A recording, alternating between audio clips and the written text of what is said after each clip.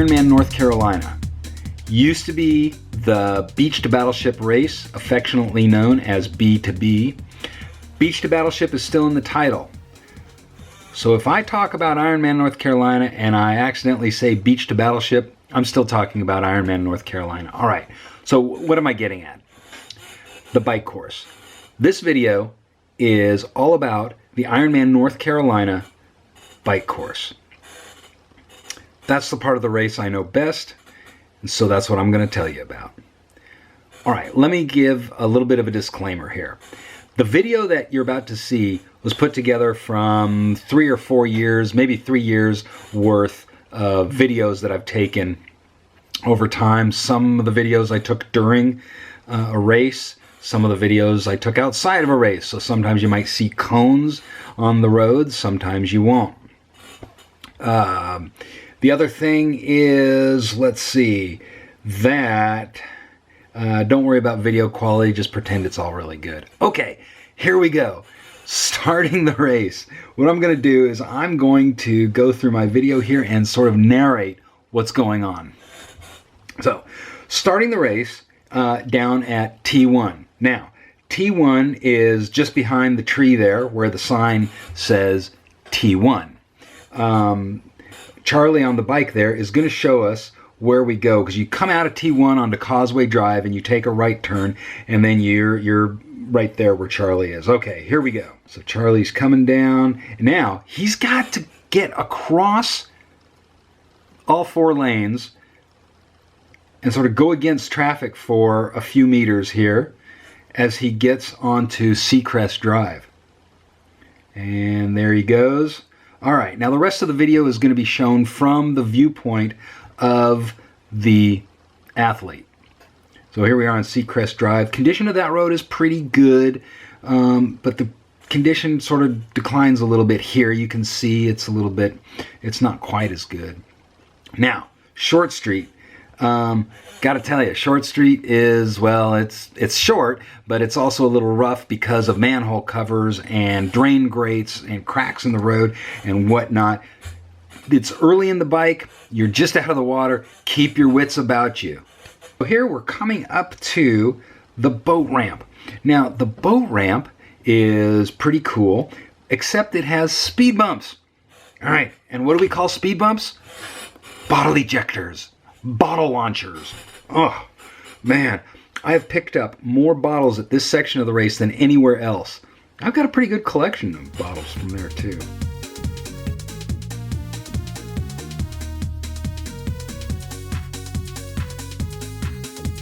Alright, so you leave the boat ramp, you take a couple quick right turns, and you're headed for the Intercoastal Waterway Bridge. Now, the one thing to note about this bridge is that the surface is metal. If you ride over this and you, with no sudden moves, just keep pedaling, relax, keep it straight, you'll be fine.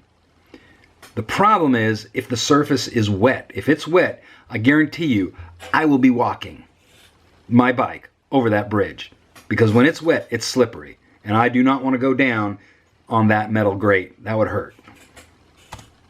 Okay, so going along after the bridge, you get on Eastwood Road for about a mile, and then you're going to make a right turn. And here we see we've got some cones, so that was taken during a race. All right, turn right onto Military Cutoff, maybe 2.5 miles long. And once you get to the end of that, you're going to take a right turn onto Market Street.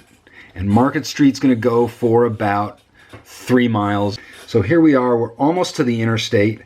We're at the intersection. The police will hold the traffic for you here. This is another hot spot, because what you have to do now, the cyclists have to get into that left lane in the cones. Once we get to the on-ramp, we have to get into the left lane of Interstate 140. Now, this is going to be a little odd because you're going to have cars driving on your right shoulder instead of your left, like you normally would. But the rules are the same here. You ride on the right and you pass on the left. Okay, so now we're coming up to mile 20. And mile 20 is the end of Interstate 140. Everybody gets off there, cars and bikes. And there will be law enforcement up there as well. So coming off of Interstate 140, just take the off-ramp down at the intersection. You can see here that the condition of the road is pretty good. And the traffic, however, is going to be moderate. But for the next 12 miles, you've got 4 lanes of traffic. 4 lanes for cars and bikes. It's not going to be much of a problem. Now your next hot spot is going to be at mile 33. This is what we call Johnson's Corner. Well, that's the name of the place, Johnson's Corner, but it's the intersection of US 421 and North Carolina 210.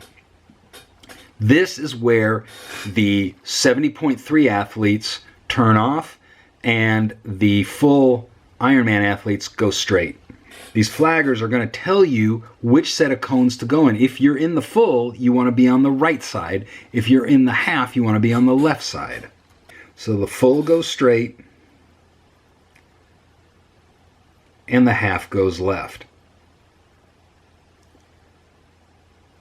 I'm just going to drive that right now and show you how the half goes.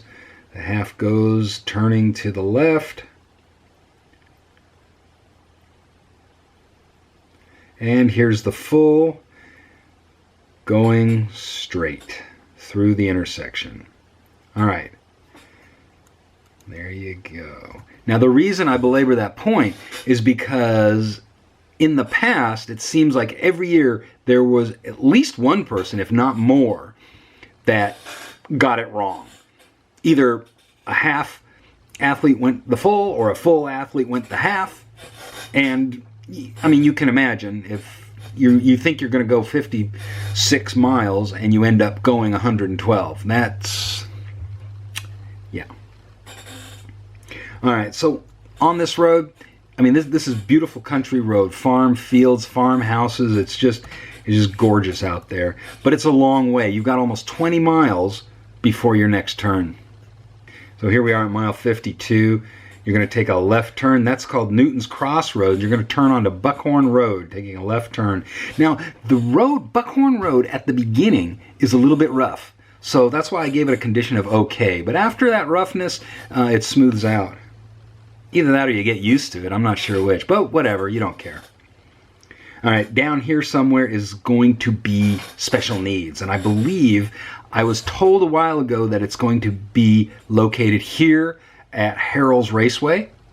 I don't know for sure because I'm not on the committee this year for the race, but I think it's going to be located here. And if it's not located here, what a shame, because this is an awesome place to have it. Okay, so you do your special needs thing, you pick up what you need, and then mile 55, you're going to make a left turn onto Wildcat Road. Wildcat Road is, the condition's actually pretty good. I'd say it's better than okay. Wildcat Road goes for a while, and then you come to Ennis Bridge. You're now in a different county, and Ennis Bridge is typical of a lot of the bridges that you're going to come to in this area. It's a rough surface. But the conditions, I say it's okay because it really looks worse than it is. The only problem is that it's got a seam between the road and the bridge, which is usually a little bump. So just realize, don't be daydreaming, realize that there's a bridge coming up and you might have a bit of a bump. Soon after the bridge, you'll come to North Carolina 210. You can see that the surface is pretty good, and there's a little bit of a shoulder actually. This is a state highway. One of my favorite landmarks on the Beach2Battleship course is at mile 68 or 69, and it's this rooster right here, this giant statue of a rooster. Be sure to look for it. It's on the left-hand side of the road. At mile 73 on the B2B course, there's acres and acres of blueberry fields. So if you get hungry, just jump off the bike and pick a few. No, actually, they're out of season. They'll be way out of season by the time the race comes around. And besides, I'm sure the farmer wouldn't appreciate it much. But I do hear that bears come out of the woods and pick the blueberries. I always thought it was migrant labor, but bears, whatever. Here we are coming to the end of this section, and where we get onto North Carolina Highway 53. Now 53, the condition, notice I say it's excellent, but you see that in the video it doesn't look all that hot. That's because they paved it a couple of months ago. So this video is a couple of years old. They paved it probably 2 months ago. It is smooth and beautiful riding down this road. Used to be pretty rough. Now it's great.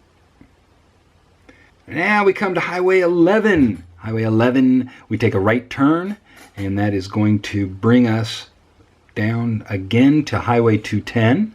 We get right back to 210, take a left turn. There's the condition, looks good. Low traffic on that one. Here is where things get a little complicated, at least for me to explain it to you. This is where the half and the full meet up again. So at mile 93 of the full, mile 37 of the half, in this situation right here, the full athletes will be riding towards the camera, and the half athletes will be riding from behind the camera. So the full athletes, as they come in, they need to take a right turn, and the half athletes will take a left turn. And then you're on Blueberry Road, and you're headed down to about mile 99, where you're going to make a right turn back onto US 421.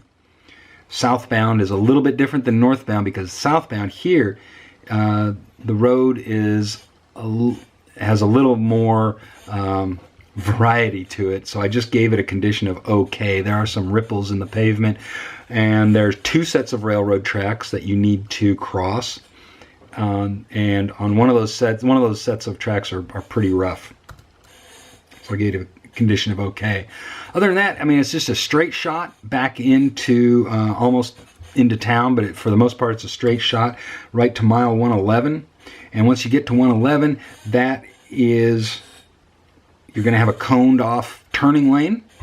I couldn't get in there with the van, but you know where to go in between those cones right there. Yeah.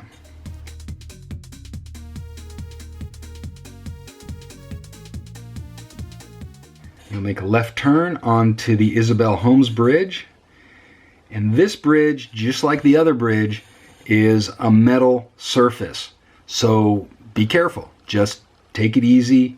No sudden moves. You'll be fine. And again, if it's wet, you can guarantee I'll be walking it. And that's pretty much it. You follow the road in. There will be volunteers to give you the final turns left and right and into transition. And you're done. Congratulations. Now go run 26.2 miles. All right. I hope that was helpful. If it is, if it's not, whichever way, leave me some comments right below in the comments section. Let me know what you think of that video. Let me know how I can improve it. Yeah. All right. Until the next time I see you, stay to the right, pass on the left, and keep on smiling. Take care. Bye.